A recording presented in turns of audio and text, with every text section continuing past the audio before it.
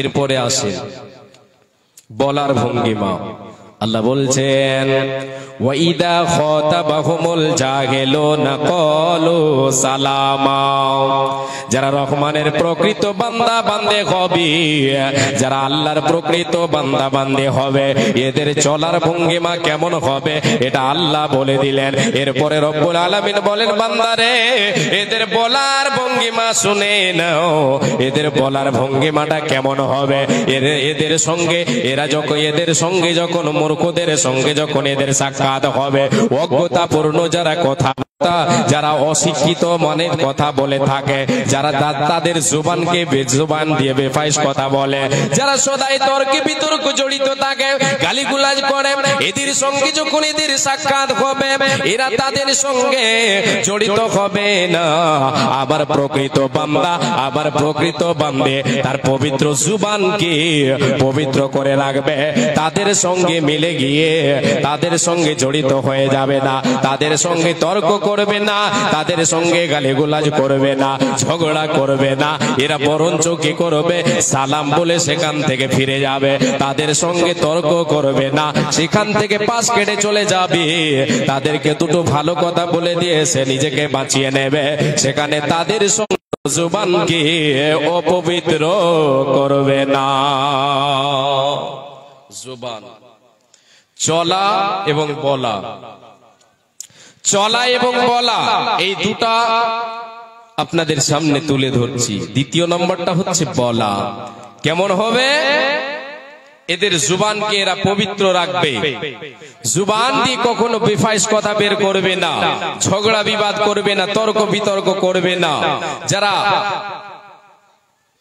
মূর্খের মতো জুবানকে ব্যবহার করে থাকে, সদাই ঝগড়া বিবাদ গালিগুলাজ করে, এদের সঙ্গে এদের সাক্ষাৎ হলে এদের কাছ থেকে পাশ কেটে চলে যাবে, তাদের সঙ্গে তারা তাদের জুবানকে মিলিয়ে দেবে না। বিশ্বনবী তাই বলেছেন, রে আমার উম্মত উম্মতিরা শুনে নাও, আমি নবীজি আমার সেই উম্মত উম্মতির জন্য আমি গ্যারান্টি নিলাম, যে আল্লাহর বান্দা বান্দি তার জুবানকে এবং লজ্জাস্থানকে এই দুটোর হেফাজত করতে পারবে, আমি নবীজি গ্যারান্টি দিলাম, আমি নবীজি তার জন্য জামিন হয়ে যাব, তাকে জান্নাতে নিয়ে যাব।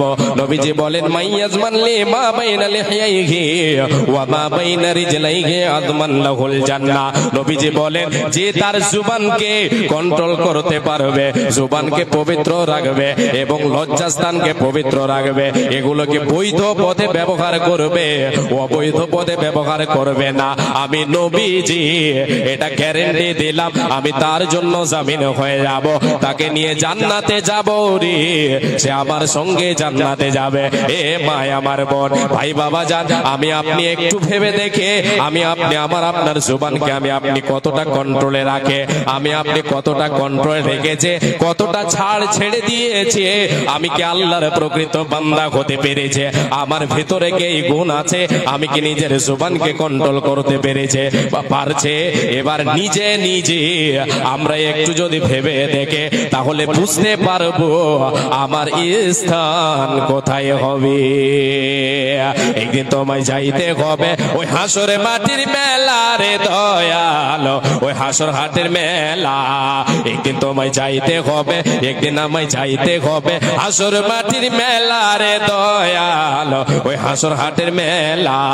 আসিলে তুমি সবার তরে, আসিলে তুমি সবার তরে, যাইতে হবে পরপারে, বেঁচে থেকে করো জোগাড়, সময় যে তোর বইয়া রে বন্ধুয়া, এ সময় গেল বইয়া, চাচি কোন করিয়া তুলার মতো সাজায়া, চাচি কোন করিয়া তুলার মতো সাজায়া, নিয়ে যাবে আমায়, নিয়ে যাবে তোমায় চার বেগারা করিয়া রে বন্ধুয়া, এ কাঠের পালকি করিয়া। একদিন তোমায় যাইতে হবে, একদিন আমায় যাইতে হবে হাসর মাটির মেলা রে দয়াল, ওই হাসর হাটের মেলা। লিল্লাহি তাকবীর। রোজা করা মানুষ তো ওই লেগে আওয়াজ বাড়ায় না নাকি, এরা রোজা করেনি ওই লেগে আওয়াজ দিতে পারছে বেশি। রোজা করছে কয়টা? সবটি আর মানে দিনে কয়টা লিচ্ছাকার, দিনে লিচ্ছাকার একটাই রোজা করছে। 10-12টা না করলে রোজা হল? দিনে 10-12টা রোজা না করলে কি করলো? এ মাহে রমজান আসে বারবার। ওই যেটি দাঁড়িয়ে আছে একটু বসেন না গো, মোবাইল নিয়ে সব দাঁড়িয়ে আছে। একটা মোবাইল নিয়ে একটা কবিতা বলবো শেষে ইনশাআল্লাহ। জি, আপনাদেরকে একটু জিজ্ঞাসা করি, ছোট মুলবি আমি তো ওই জন্য জিজ্ঞেস করছি, আলোচনা চালিয়ে যাব এইভাবে না চেঞ্জ করে দেব? আচ্ছা ঠিক আছে, মাশাআল্লাহ। তাহলে এই কবিতাটা একটু বলে দিই, গজলটা। জি, মাহে রমজান আসে বারবার, তাগিদ শোনায় তাকওয়ার। এ মাহে রমজান আসে বারবার, তাগিদ শোনায় তাকওয়ার, তাগিদ শোনায় তাকওয়ার। ইবাদত করে যারা এ রমজানে পাবে তারা, ইবাদত করে যারা রমজানে পাবে তারা। আল্লাহর অশেষ খুশি করুণা পার। এ মাহে রমজান আসে বারবার, তাগিদ শোনায় তাকওয়ার, তাগিদ শোনায় তাকওয়ার। সারা মাস ধরে রেখে ও রোজা, কমাতে পারে না যারা পাপের বোঝা। এ সারা মাস ধরে রেখে ও রোজা, কমাতে পারে না যারা পাপের বোঝা। তাদের মতো নিঃস্ব হতভাগা বুঝে তুমি কাউরে পাবে না তো আর। এ মাহে রমজান আসে বারবার, তাগিদ শোনায় তাকওয়ার, তাগিদ শোনায় তাকওয়ার। মারামারি ফাটাফাটি হানাহানি করে সারা মাস ধরে উপবাসে থাকি। এই রোজা একেবারে আল্লাহর দরবারে, এই রোজা একেবারে আল্লাহর দরবারে হবে না কবুল, ক্ষমা পাবে না তো আর। এ মাহে রমজান আসে বারবার, তাগিদ শোনায় তাকওয়ার, তাগিদ শোনায় তাকওয়ার।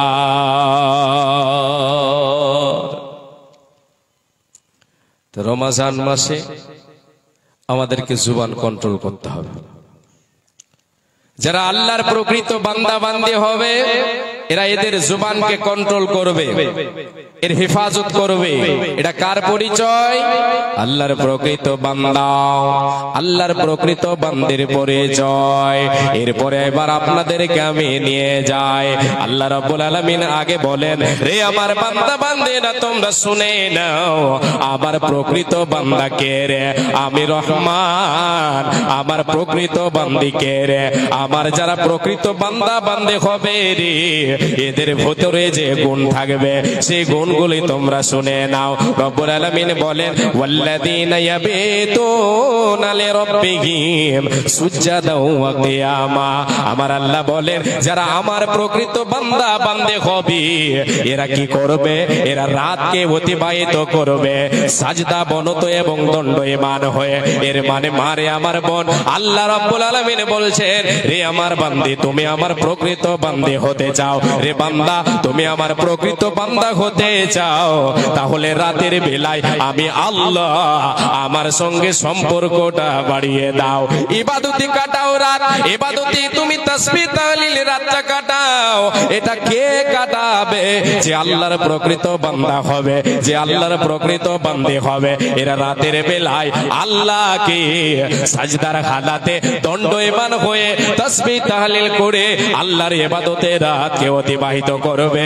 এরা হলো আল্লাহর প্রকৃত বান্দা, এরা হলো আল্লাহর প্রকৃত বান্দি। এবার আমরা প্রশ্ন একটা করি যে রাতটাকে তাহলে সারা রাত যদি আমরা আল্লাহর ইবাদত করব তাহলে ঘুমাবো কবে? ঘুমাচ্ছে না? ঘুমাও। ওইদিকে সবটি বড় মানুষ, তোমরা ছোট আছে, আমার থেকে ছোট, তোমরা খালি হাসাতে কথা। আল্লাহু আকবার। একজন ডক্টর সাহেব একটি কালামুল্লাহ দান করেছেন, আল্লাহুম্মা সাল্লি আলাইহি আল্লাহুম্মা বারিক আলাইহি। আমি যা বলবো তোমরা জোরে জোরে কইও, হ্যাঁ ঠিক আছে? হ্যাঁ, এবারে আমরা রাতের বেলায় ঘুমাবো না? ঘুমাতে হবে তো। আল্লাহ বলছেন, এই আয়াতের ব্যাখ্যায় অন্য একটা আয়াত দিচ্ছি। আল্লাহ বলেন, বান্দা ওরা কারা, আমার প্রকৃত বান্দা বান্দি কারা, কানু কলিলাম মিনাল লাইলি মা ইয়াহজাউন ওয়া বিল আসহারি হুম ইস্তাগফিরুন। এবারে এই আয়াতে স্পষ্ট বোঝা গেল আল্লাহ তাবারাক ওয়া তাআলা বলছেন, আমার যারা প্রকৃত বান্দা বান্দে হবে রে, এরা রাতের বেলায় ঘুমাবে কম, যতটা ঘুমাবার প্রয়োজন সে ঘুমাবে, আর রাতের বেলায় ওঠে, রাতের প্রহরে শেষ প্রহরে এরা আমার কাছে ওঠে, আমাকে ডাকবে, আমার কাছে তারা তওবা করবে, আমার কাছে ইস্তেগফার করবে। এই বলে আল্লাহ জানিয়ে দিয়েছেন এটা কে কে কে, এ হলো আল্লাহর প্রকৃত বান্দা, এ হলো আল্লাহর প্রকৃত বান্দে। রব্বুল আলামিন বিশ্ব নবী সাল্লাল্লাহু আলাইহি ওয়াসাল্লাম বলেছেন, আল্লাহ তাবারাক ওয়া তাআলা বান্দাদেরকে প্রতিদিন মাফ করার জন্য রাতের শেষ অংশে দুনিয়াবি আসমানে চলে আসে। কোনটা আসমানে? দুনিয়াবি আসমান। কটা আসমান আছে? 7টা। হ্যাঁ, হাসবে না, কয়ে দেব। হ্যাঁ, সপ্ত আসমান থেকে আল্লাহ তাবারাক ওয়া তাআলা এই দুনিয়াবি আসমানে চলে আসেন। দুনিয়াবি আসমানে কবে আসেন? কবে? বিশ্বনবী সাল্লাল্লাহু আলাইহি ওয়াসাল্লাম বলেছেন। একবার সকলে আমরা অন্তর থেকে বলি সাল্লাল্লাহু আলাইহি ওয়াসাল্লাম। বিশ্বনবী বলেছেন, আবু মুসা আশআরী রাদিয়াল্লাহু তাআলা আনহু তিনি হচ্ছেন হাদিসের রাবী। আল্লাহর নবী বলেছেন, ইয়ানজিলু রাব্বুনা তাবারাকা ওয়া তাআলা কুল্লা লাইলাতিন ইলা সামাইদ দুনিয়া হিনা ইয়াবকা তুলুতুল লাইলিল আখির ইয়াকুলু মান ইয়াদউনি ফাস্তাজিবা লাহু মান ইয়াসআলুনি ফাউতিয়াহু মান ইস্তাগফিরুনি ফাগফির লাহু। নবীজি বলেন, রে উম্মতেরা শুনে নাও, আমাদের রব আল্লাহ তাআলা তিনি প্রতিদিন রাতের রাতটাকে 3 ভাগ করে শেষের ভাগে আমি আপনি ভাগ করব কিভাবে? মাগরিব থেকে শুরু করে ফজরের আজান পর্যন্ত এই সময়টাকে 3 ভাগ করে শেষ প্রহরী শেষ ভাগে আল্লাহ তাআলা সপ্তম আসমান থেকে এই দুনিয়াবি আসমানে এসে হাজির হয়ে যান। এসে আল্লাহ তাবারাক ওয়া তাআলা 3টা কথা বলেন। কটা কথা? 3। ডাক দিতে থাকেন। নাম্বার 1, মাইয়াদুনি ফাস্তাজিবা লাহু। কে আছো বান্দা? আমি আল্লাহ তাআলা তোমার জন্য, তোমাদের জন্য, রে বান্দি কে আছো? আমি আল্লাহ তোমাদের জন্য এসেছি, তোমাদেরকে ডাক দিচ্ছি, এসো আমাকে ডাকো, আমি তোমার ডাকে সাড়া দেব। তুমি আমাকে রব্বানা বলে ডাক দাও, আমি আল্লাহ হাজির আছি বলে দেব। রে বান্দি, এ আমার বান্দা, আয় আয় আয় আয়, আমাকে ডাক, আমি তোর ডাকে সাড়া দেব। আয় রে বান্দি আয়, আমাকে ডাক, আমাকে আল্লাহ বলে তুই ঘোষণা ডাকে ডাক, আমি তোর ডাকে সাড়া দেব। নাম্বার 1। দ্বিতীয় নাম্বার, আল্লাহ তাআলা বলতে থাকেন, মাইয়াসালুনি ফাউতিয়াহু। কে আছো রে বান্দা বান্দে, এসো রে এসো, আর ঘুমের ঘরে থেকো না, এখন ঘুমাবার সময় নয়, ঘুমাবার টাইমটা তোমার কেটে গেছে, এখন আয় আয় আয়, আমার সঙ্গে সম্পর্ক রাখ, আয় এসে আমার ডাকে সাড়া দে, আমি ডাক দিচ্ছি, আয় আমি তোর ডাকে সাড়া দেব। আয় এসে জীবনে তোর প্রয়োজন কি, প্রয়োজনের কথাটা বল, আমি আল্লাহ তোর প্রয়োজন পূরণ করব। এসে আমার কাছে চেয়ে নি, আমি তোর চাওয়া পূরণ করব। তাই নবীজি অন্য হাদিসে বলেছেন, ইদা সালতা ফাসালিল্লাহ। রে উম্মতিরা, যখন তোমার প্রয়োজন পড়বে, তোমার চাওয়ার প্রয়োজন পড়েছে, তুমি আল্লাহর কাছে 2 হাত পাতিয়ে দাও, তোমার অভাবের কথা আল্লাহকে বলো, আল্লাহ তিনি তিনার ধন ভান্ডার থেকে তোমার চাওয়া পূরণ করবে, তার কোনো জিনিসে কমে যাবে না। বিশ্বনবী বলেন, 3 নম্বরে যে কথাটা আল্লাহ তাআলা বলেন, মাইয়াস্তাগফিরুনি ফাগফির লাহু।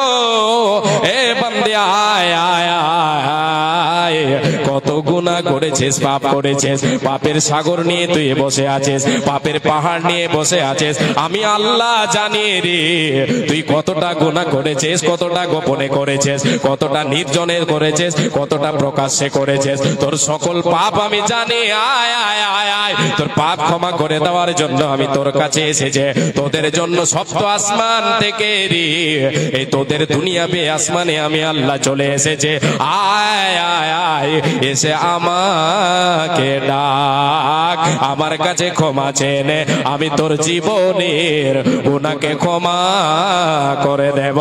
একবার আমরা জোরে বলে সুবহানাল্লাহ।